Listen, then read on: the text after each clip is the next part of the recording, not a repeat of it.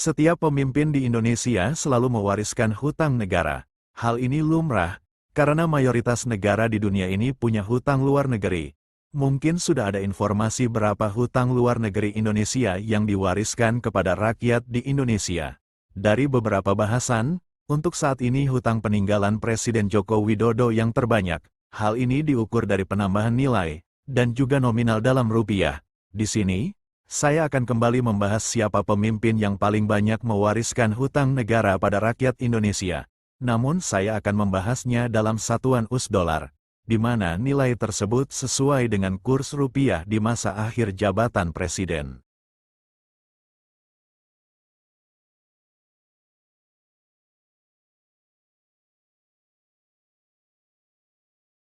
Presiden Soekarno tahun 1945 sampai tahun 1967. Selama 22 tahun menjabat, hutang di era Presiden Soekarno mencapai 794 miliar rupiah, dengan asumsi nilai tukar rupiah saat itu 331 rupiah per 1 US dollar.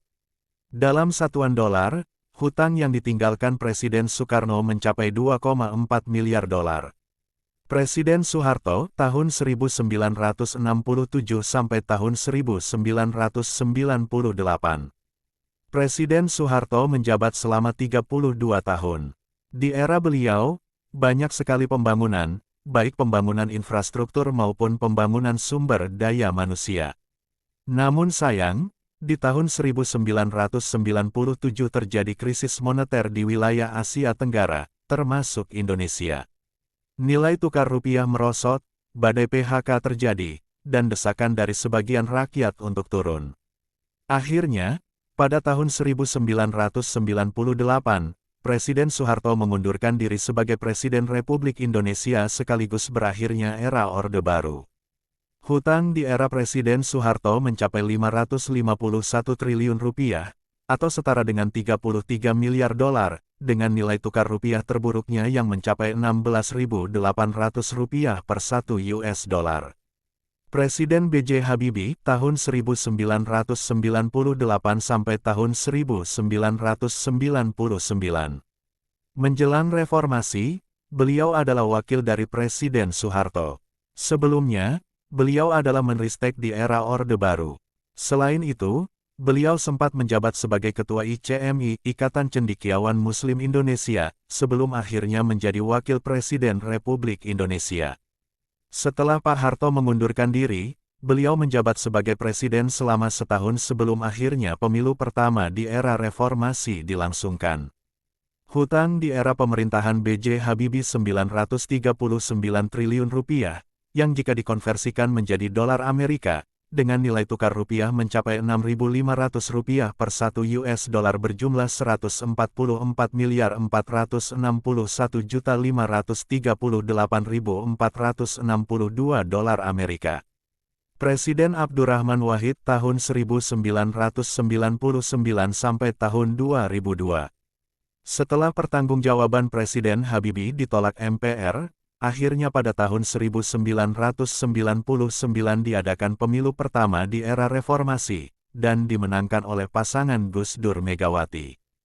Gus Dur resmi menjadi presiden dan Megawati menjadi wakil presiden. Namun, pemerintahan beliau tak berlangsung lama. Pada tahun 2002, beliau diimpeach atau diturunkan, dan jabatan presiden akhirnya dilanjutkan oleh Megawati Soekarno Putri. Selama menjabat sebagai presiden, hutang luar negeri mencapai 1.271 triliun rupiah. Nilai tukar rupiah di era kepemimpinan beliau rata-rata mencapai 7.500 hingga 9.800 rupiah per 1 US dollar. Jika kita asumsikan ketika beliau diturunkan nilai tukar rupiah terhadap dolar mencapai 9.800 rupiah per 1 US dollar, maka dalam satuan dolar hutang luar negeri Indonesia mencapai 129,6 miliar dolar atau bisa juga dibulatkan menjadi 130 miliar dolar. Presiden Megawati Soekarno Putri, tahun 2002 sampai tahun 2004. Presiden Megawati naik menjadi presiden pada tahun 2002 setelah Presiden Abdurrahman Wahid dijatuhkan melalui sidang istimewa MPR. Presiden Megawati melanjutkan pemerintahan sebelumnya. Nilai tukar rupiah tetap stabil di kisaran Rp8.000 hingga Rp9.000 per $1 Amerika. Di era beliau, ada sedikit penambahan hutang luar negeri, mengingat kepemimpinan beliau juga tak lama. Hutang luar negeri Indonesia di era beliau mencapai Rp1.298 triliun atau sekitar $144,2 miliar jika kita mengasumsikan nilai tukar rupiah terendah saat itu Rp9.000 per US dollar. Presiden Susilo Bambang Yudhoyono (SBY) tahun 2004 sampai tahun 2014. Presiden ke-6 ini mulai menjabat sebagai presiden sejak memenangkan pemilu tahun 2004 hingga tahun 2014.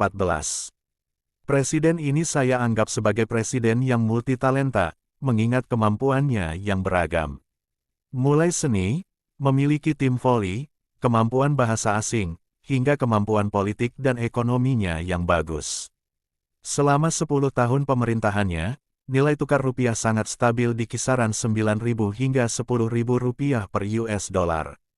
Hutang luar negeri Indonesia di era kepemimpinan beliau mencapai Rp2.608,8 triliun, atau jika kita konversikan ke dolar dengan menggunakan asumsi nilai tukar rupiah sebesar Rp10.000 per US dollar, maka hutang luar negeri Indonesia dalam satuan dolar mencapai $260,8 miliar yang bisa dibulatkan menjadi $361 miliar Amerika. Presiden Joko Widodo tahun 2014 sampai tahun 2024. Dari gubernur DKI yang tak penuh satu periode, Joko Widodo naik menjadi presiden di tahun 2014 dan memerintah hingga tahun 2024. Periode pertama, pemerintahan beliau tampak bagus. Hanya saja, permasalahan demi permasalahan mulai muncul di periode kedua pemerintahan beliau.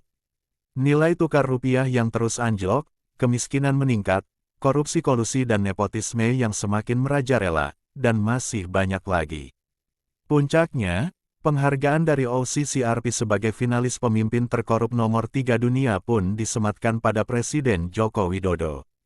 Hutang luar negeri selama 10 tahun beliau menjabat mencapai Rp8.461 triliun, dan jika diasumsikan dengan rata-rata nilai tukar rupiah yang kala itu mencapai Rp16.800 per US dollar, maka dalam satuan dolar Amerika, hutang luar negeri Indonesia mencapai Rp503.952.389 miliar atau jika dibulatkan mencapai Rp503.952.381 miliar atau jika disederhanakan mencapai $504 miliar Amerika.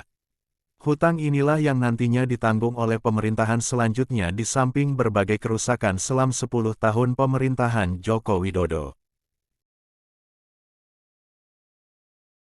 Dari penjabaran di atas, salah satu alasan mengapa Presiden Soeharto adalah presiden terbaik hingga saat ini adalah ide brilian beliau dalam pembangunan.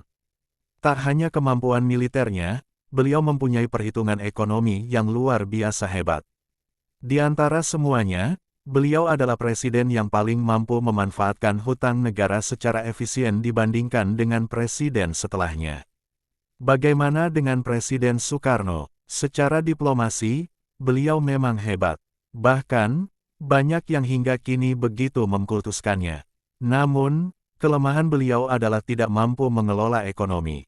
Setelah Bung Hatta mundur, nyatanya kehidupan rakyat Indonesia makin terpuruk. Terlebih, di kala itu negara masih muda. Banyak gangguan dari dalam dan luar negeri. Saya pribadi masih memandang Presiden Soekarno sangat hebat dalam politik dan diplomasi.